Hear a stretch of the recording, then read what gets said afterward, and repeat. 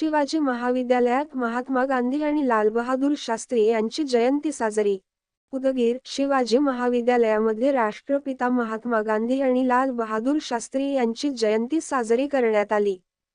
यावेळी महाविद्यालयाचे प्राचार्य डॉक्टर अरविंद नवले यांनी महात्मा गांधी आणि लालबहादूर शास्त्री यांच्या प्रतिमेचे पूजन केले.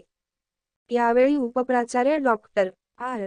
एम. मांजरे, कनिष्ठ महाविद्यालयाचे उपप्राचार्य प्राध्यापक विलास भोसले, प्रबंधक बालाजी पाटील, अधीक्षक व्ही. डी.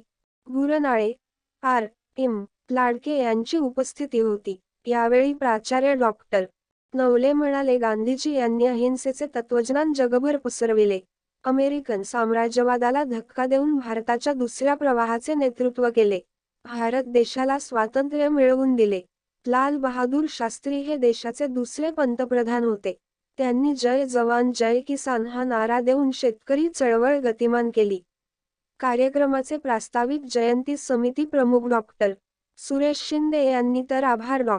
डी. व्ही. मुळे यांनी मानले. कार्यक्रमाला प्राध्यापक, कार्यालयीन कर्मचारी, शिक्षकेतर कर्मचारी उपस्थित होते.